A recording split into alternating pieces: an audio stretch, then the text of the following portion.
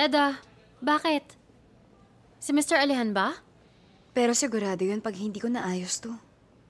Sabihin mo sa akin kung ano nangyari. Baka matulungan kita. Ay, kailangan ma-pick up ang mga plake ng 3:00 ng hapon. Yung asawa ng driver dapat nang kukuha pero nagkasakit daw kasi. Wala lang pwedeng kumuha. Patay ako pag nalaman to ni Mr. Alihan. Ano? May sakit ang asawa niya? Bakit? Ano nangyari? Zeynep, alam kong hindi mo to trabaho, pero kasi... Hindi, akong bahala. Totoo, Zeynep? Oo, totoo nga, Eda.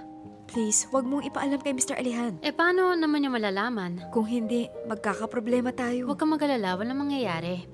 Sige. May time pa. Tatapusin ko lang ginagawa ko dito tapos pupunta na ako, okay? Sige.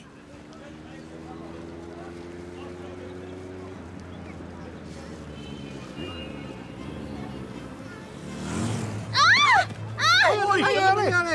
Kinuha niyo yung mga auto mo! Tulungan niyo! Okay ka lang? Uy, yung pulis, tawagin yung pulis! Okay ka lang ba? Okay ka lang? Tumawag kayo ng pulis! Okay ka lang ba?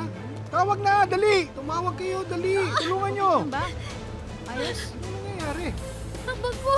Ninako nila ang bag ko! Asan yung magdalayaron dito? Asan yung pulis? Ninakawan! Dali!